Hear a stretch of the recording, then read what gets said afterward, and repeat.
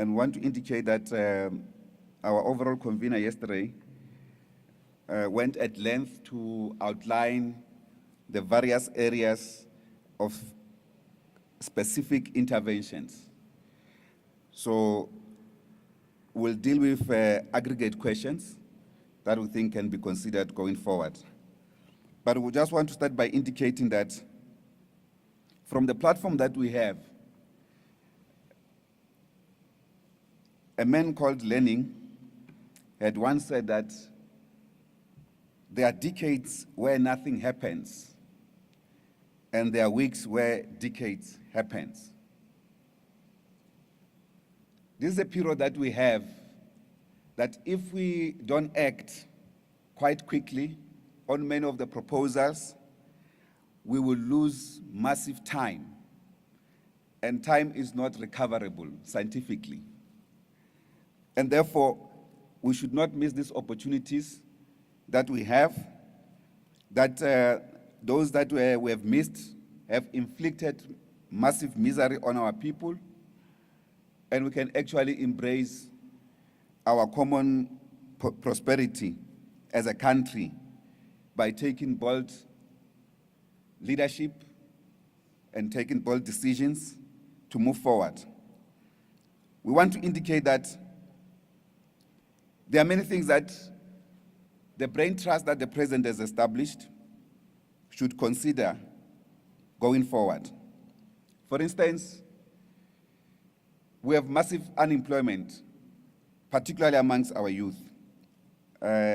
Expanded figures of unemployment in our country goes to above 37% of those able to work.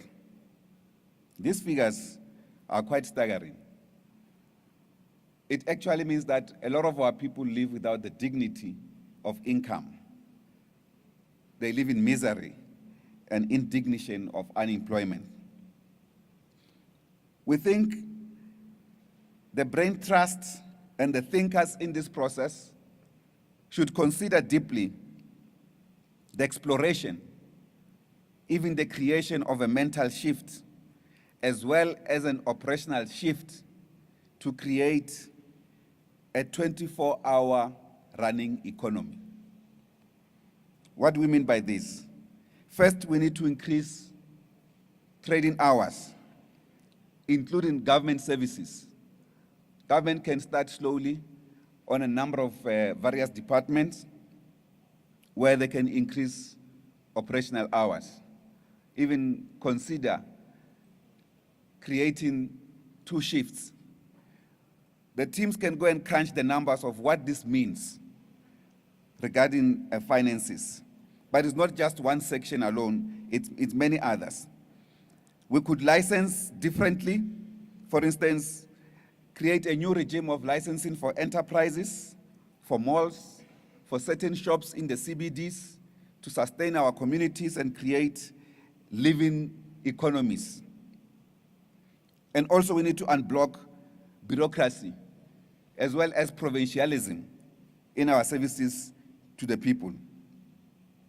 We in the community constituencies know that in our communities where we live, there are many facilities, but these facilities are not regarded strategic, are not treated strategically. Comrade Minister Pando, I just want to give you an example. We have many TVET colleges. Perhaps we are still thinking of building more, and even other universities. We can turn them around. TVET college by day, university by the evening.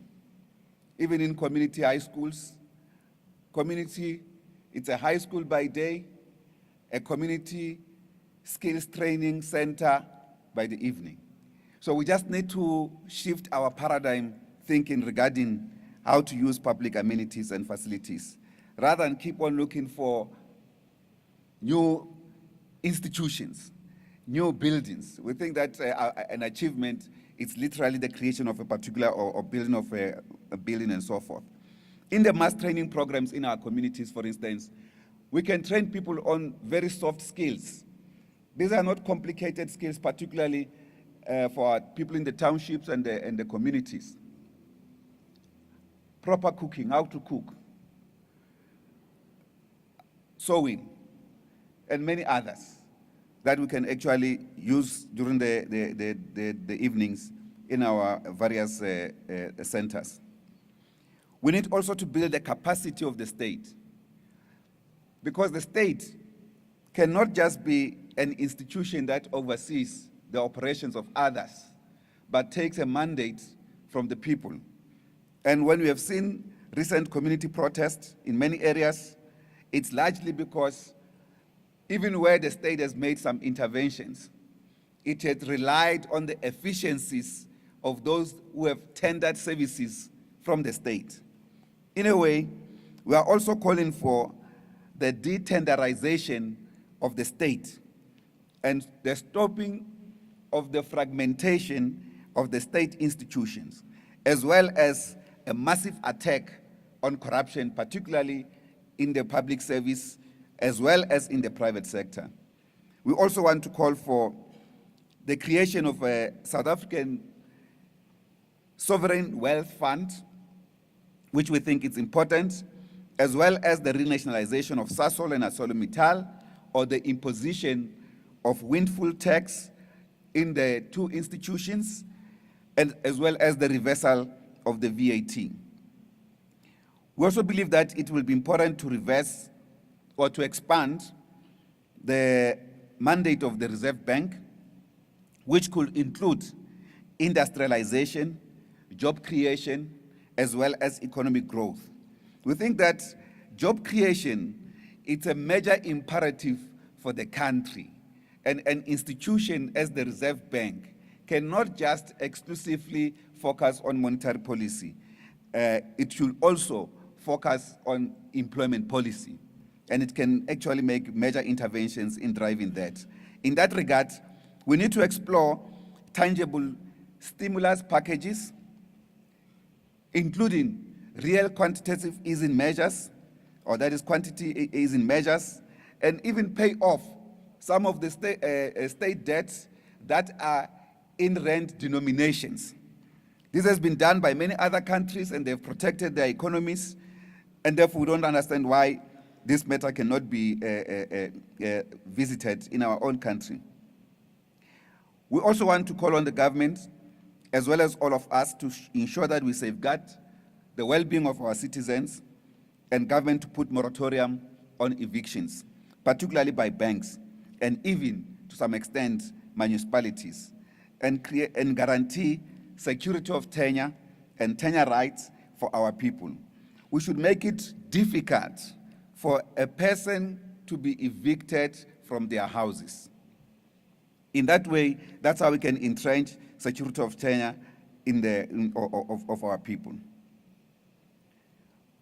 We also want to indicate that if we are committed to buying local, we should also be committed to industrialization, because you can't buy local if you don't industrialize. For instance, just as an example, we think that the Brain Trust, the President's Brain Trust team, which we must appreciate has done very well so far, but they can think much more out of the box. Let's build a local car. It's a commitment.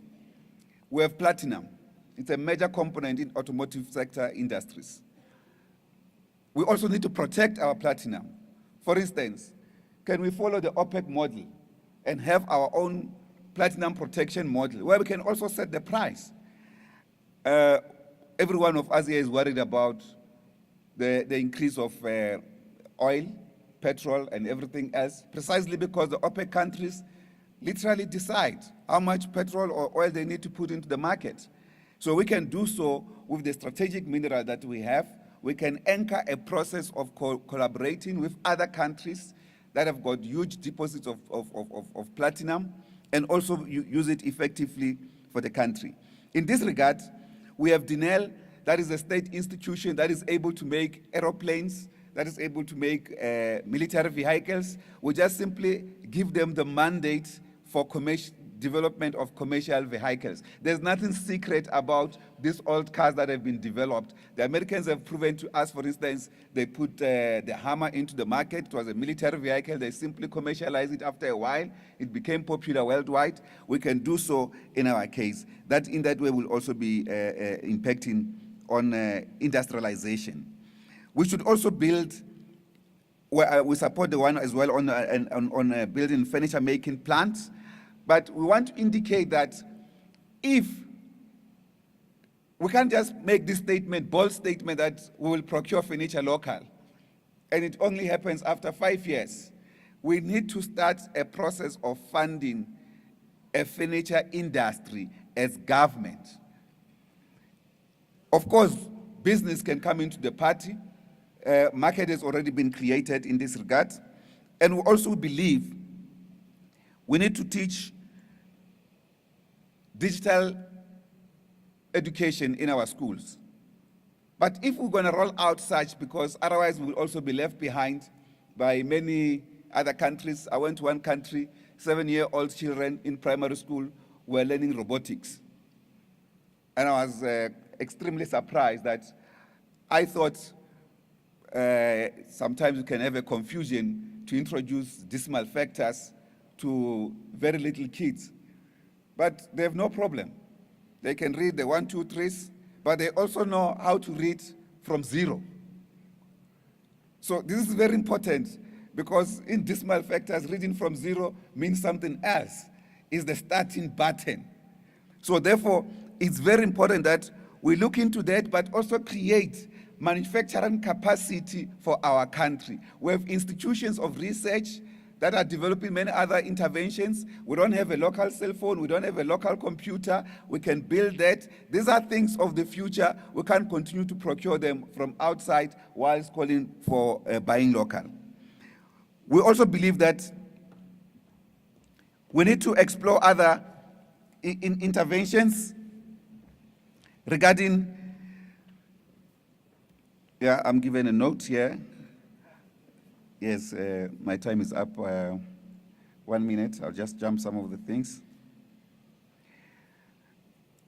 We want to defend, for instance, the informal traders in our country and grow the SMMEs, and that we should put moratorium on retrenchments in order to protect the livelihoods of all South Africans, but at the same time, ensure that we enforce insourcing, particularly through government institutions. We also believe that in the agreement, particularly on the section that deals with redistributive measures, that section is very, very weak. We think that section can be improved. For instance, if it is presented as is, we will not be able to move forward.